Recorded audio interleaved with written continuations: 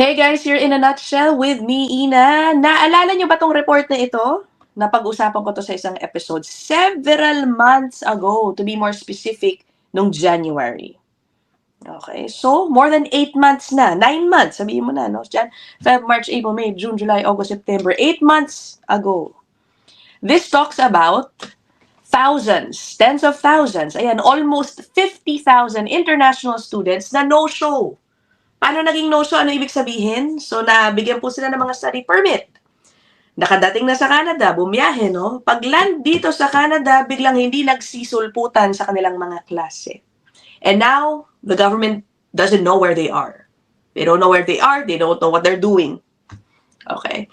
So again, 8 months ago po yan. At ngayon, nagkaroon po ng, kumbaga sa Pilipinas, parang committee hearing, ano? Dito po, sa House of Commons in Canada, in a meeting conducted by the Committee on Immigration, Citizenship and Immigration.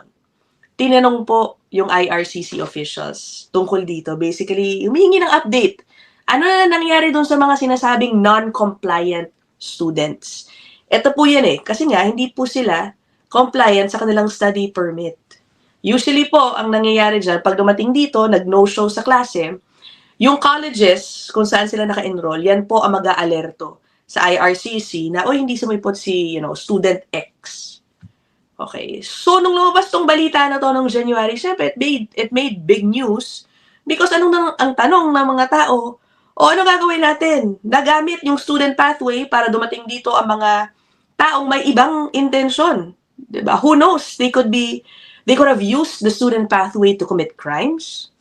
Pero ang sinasabi rin po, no, isa sa mga nakikitang posibilidad, according to this report din, is perhaps many of the students, pagdating daw po sa Canada, tumawid papuntang Amerika. Okay? Kasi at this time, nung pinublish po to, meron din pong reports coming from India. By the way, yung almost 50,000 na yan, about 20,000 came from India, yung mga students na nawawala, no? Ang sinasabi po mismo ng Indian government at this time was that, nakakuha daw sila ng reports na merong parang collusion amongst the agencies na nagpapadala ng mga estudyante, yung mga estudyante mismo, involving some even Canadian government officials, na pagdating dito may sindikato, biglang tinatawid sila sa US for a fee. May ganon. But honestly, there is no clear tracking system to determine if talagang ganito nga po ang nangyari. Those are just one of the possibilities being looked at. Anyway, would you believe it? So, noong tinatanong yung IRCC tungkol dito sa issue na yan, again, 8 months ago, alam nyo ba hanggang ngayon, hindi pa rin nila alam kung nasaan ang mga estudyanteng ito. Parang walang development, walang movement, wala silang diretsong maisagot kung ano na ang nangyari. It just really reflects the poor tracking system of the government when it comes to not just international students, all temporary residents ngayon, maiisip mo na. Paano nalalaman nga kung ang isang tao ay non-compliant sa kanyang permit? Okay, kung non-compliant, paano mo nalalaman, paano mo hahabulin para sila ay mapaalis? Total, di ba, ang agenda ngayon ng gobyerno ay mapabawas o mabawasan yung temporary resident population. Ito, at the very least, ang dapat nilang unahin. Hindi po ba?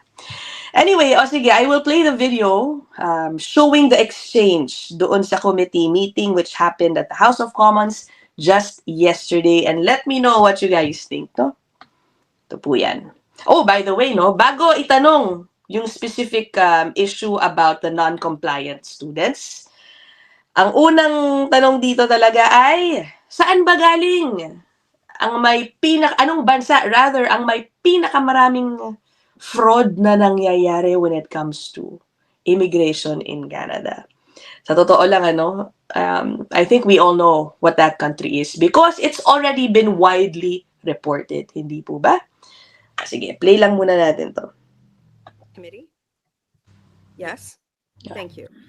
What specific countries has IRCC identified frauds from? Is there a predominant country? Thank you for the question. So with regards to fraud, we, and it depends on the different streams. So the one I can speak to where we did I just want to know a country. I don't have a lot of time. India is one of the top Thank you. countries where we identify fraud. You also O yan India daw is one of the top countries. Okay, I think if tama ang aking memory, malayo. Sorry guys it's not just one of the top. Talagang malayo ang dinami ng fraudulent cases from India kung ikukumpara sa ibang bansa na meron ding fraud. Sad to say.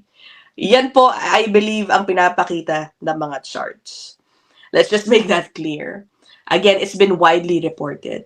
At the same time, ano tawag dito, sinasabi ng taga-IRCC, depende raw sa stream. Talaga ba? Okay, talaga ba? I think in majority of the streams, if not in all of the streams, doon po talaga galing ang karamihan ng fraud according to data. Sige, balikan nyo na lang po yan. Anyway, sige, let's move on. also said that 8% of students in your testimony ito are na yun. non-compliant and have disappeared in Canada with study permits. That works out to, by my math, about 79,000 based on data from end of year 2004. Do you know where these people are?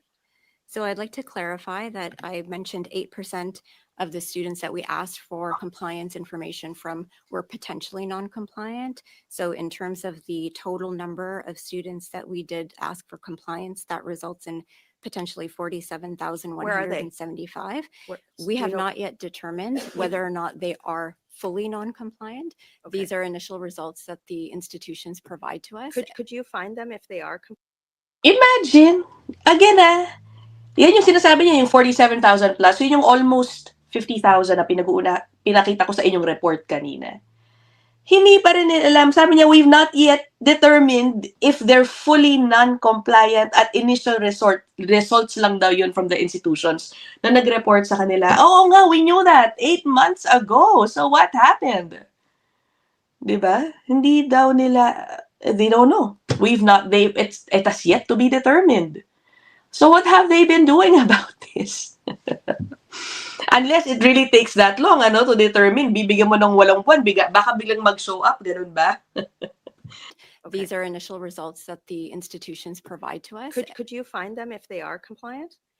Any foreign national in Canada would be under the purview of the Canada Border Services Agency. Okay. So they have an inland investigation So how do you team. know if your measures are effective? We are constantly collecting that data. So as I mentioned, So you do share data with CBSA? we do share data with CBSA. Okay, yes. but you don't know where they are, if they're compliant. So if they are compliant, Or they would be non-compliant. registered in the post-secondary Okay, institution. I've heard enough. How many right now are fully non-compliant? Yan. I don't have that number. Can you provide that with committee? That would be a challenging number because So how do you, if you don't know how many are non-compliant, how can you track them and remove them? Exactly. Yan lang lagi nating tinatanong. So the 8% are potentially non-compliant, meaning that the university or the post-secondary institution, the DLI, has reported back that they don't Okay. have information that Thank you. these individuals are. Madam Chair, I'd also currently like to use my registered. time to give a verbal notice. Yun na yan. Para paikot-ikot, Hindi niya mas ma-explain ng mabuti. So, isipin niyo yung huli niyang sinabi, no? It would be challenging to determine how many are non-compliant. So, sinasabi niya, itong 8%, yung more than 47,000 MIA students, yun na nga. Yung post-secondary institution has reported back that they don't have information on these individuals. Ayun na nga. So, the question is, what did you do about it? When the universities informed you na nawawala yung mga taong kayo ang nagbigay ng permit to enter. Diba? Paikot-ikot lang. Pero dyan na to natatapos kasi ibang topic na itong si Special Garner. Kasi very tight, no? 5 minutes lang yung binigay sa kanya para magtanong, no? But anyway, what do you think about this, diba? Parang I don't know what's going on. The tracking system has to be improved. Otherwise, the government will really have a hard time meeting its targets. Yes, ang namomonitor nila ngayon, yung mga nire-release ng data ng IRCC, yung mga new arrivals, Ang tanong, paano nga yung mga umaalis? It appears they don't keep track of them. They do not know how many from the temporary resident population, have left Canada. Kailangan nilang malaman yan kung gusto nilang malinis yung bilang talaga nila ng temporary resident population para malaman kung nami-meet or they are on their way to meeting their targets. Paikot-ikot ako to. Lagi ko itong pinag-uusapan eh. And you know why this is even more important now? Itong report na to will show you why it is even more important to come up with a tracking system. Okay, so alam natin yung problema ng mga MIA students. Meron din daw, according to this report, published mga last week lang, September 17, 2025, na meron pong mga international students na MIA rin because they are being lured with jobs. Okay? Jobs coming from criminal syndicates na ang ending, pinapagawa sila ng iba't ibang mga criminal activities like money laundering activities. Imagine that. Kailangan matrack ang mga taong to because they may not just simply be missing. Hindi, buti kung nandun na o nagpunta na ng Amerika, okay pa yun. Pero paano yung mga international students na MIA, hindi nagsipasukan kasi ito na pala ang ginagawa kung ano-anong mga krimen. Diba? Tingnan niyo. I will show you the portion of this report talking about that. Pero ito yan. Canadian study permits are being misappropriated by crime rings on a massive scale, threatening the integrity of post-secondary institutions and the aspirations of international students. In fairness, sinasabi din naman sa report na ito, naloloko din talaga mismo yung mga international students. Some of them are being lured siguro with good pay. Sinasabi, sige, ito na lang gawin mo imbes na mag-aral ka, mas malaki kikitain mo dito, baka cash job or whatever. And then, hindi nila nare-realize na yung ginagawa nilang activity is part of a money laundering operation. Ito po to, Some students, after arriving in Canada, become targets of another type of scam, money laundering. They're often approached through bogus job or internship offers on social media. The bait is usually an offer to work from home, transferring funds for a foreign country in return for an immediate payment. Behind these ads are money laundering operations. According to the RCMP, so iniimbestigahan na ito ng RCMP, ng police. These student mules are hard to spot since they don't engage directly in criminal acts but simply follow instructions. However, they may be held legally liable, particularly if it's proven that they knowingly participated in the scheme. Okay? So, nakakaloka. Kailangan talaga maayos ito. Kung ano-ano na ang nangyari dito sa International Student Program.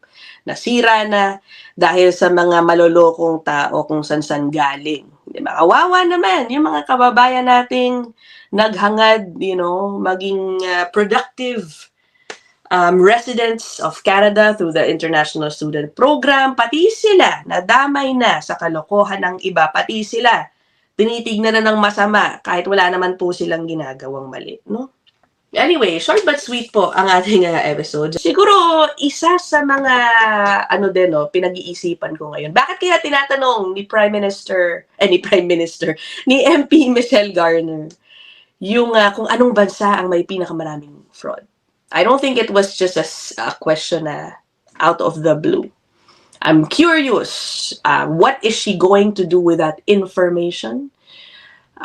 Moving forward. Again, yesterday lang to, Aabangan ko yan. Tingnan natin kung gagamitin niya yung informasyon na yan for maybe revealing press conference soon. Who knows? Anyway, let me know what you guys think. I will end this episode here. I'll see you guys in the next one. Bye!